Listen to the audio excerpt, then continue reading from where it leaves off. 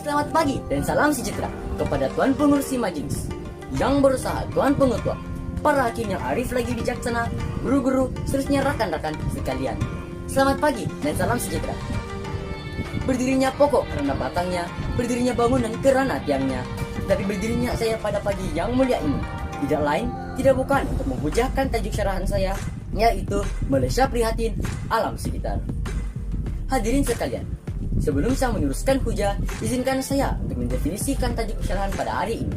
Alam sekitar ini adalah penting dalam kehidupan manusia, tidak mengira bangsa, agama, dan negara.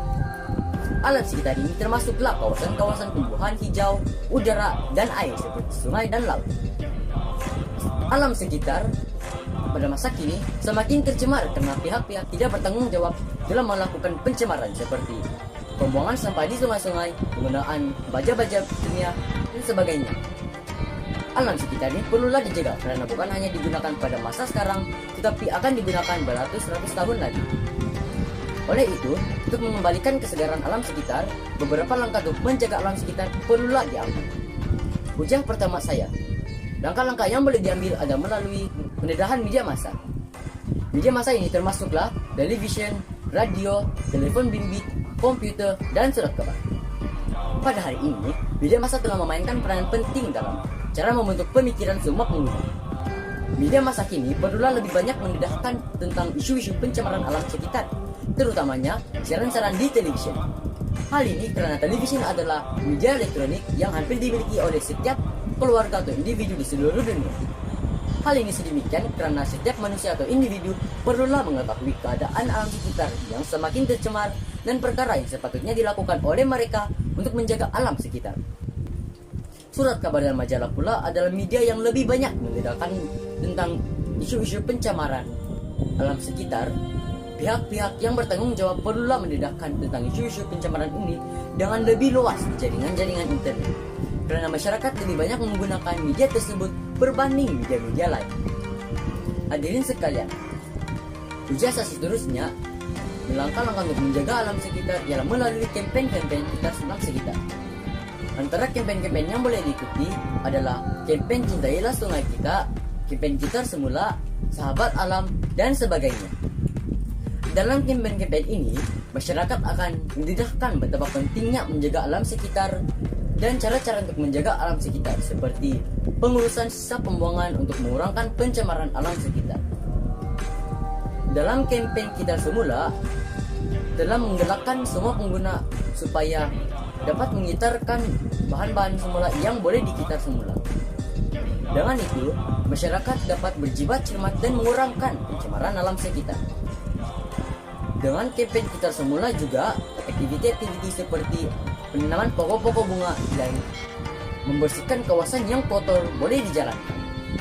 Penanaman pokok-pokok bunga bukan hanya dapat mencantikkan alam sekitar, tapi dapat menghidupi hijauan di suatu tempat serta dapat membuktikan betapa pentingnya alam sekitar kehidupan hijau di bumi ini. Langkah ketiga bagi mengatasi pencemaran alam sekitar ialah melalui organisasi-organisasi seperti sekolah, balai rakyat, klub remaja, dan syarikat-syarikat tertentu. Pendidikan alam sekitar mulai diperkenalkan secara formal kepada peringkat rendah dalam pelajaran alam dan manusia. Pada peringkat menengah, khususnya dalam pelajaran sains seperti biologi, dan di peringkat pengajian tinggi, dalam kursus pembelajaran sains alam sekitar dan biologi persekitaran. Guru-guru sekolah haruslah bersifat prihatin terhadap alam sekitar dan sifat cintakan alam sekitar.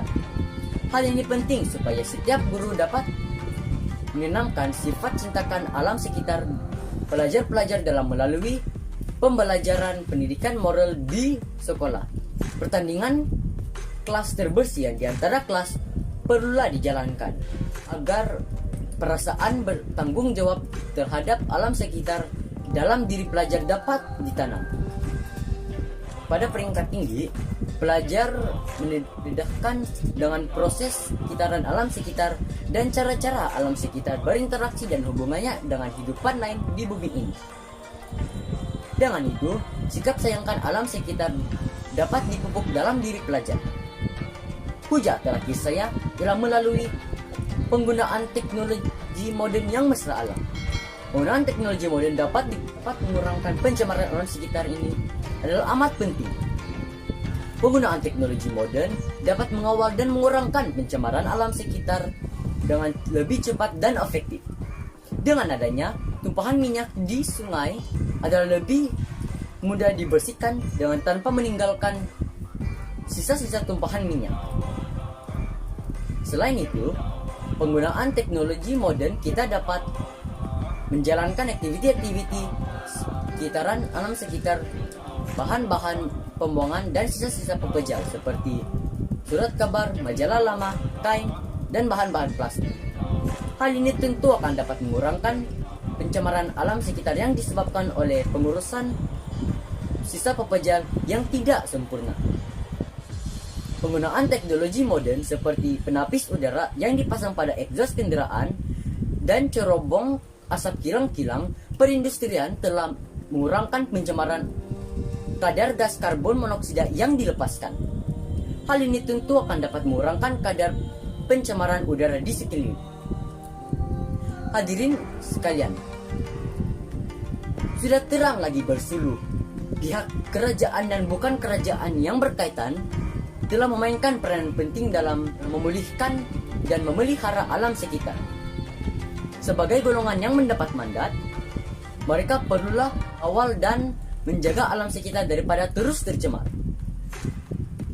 Dengan itu, sebelum saya mengundurkan diri, izinkan saya untuk menyampaikan selengkap pantun. Kalau ada jarum yang patah, jangan simpan dalam peti. Kalau ada silap dan salah, jangan simpan dalam hati.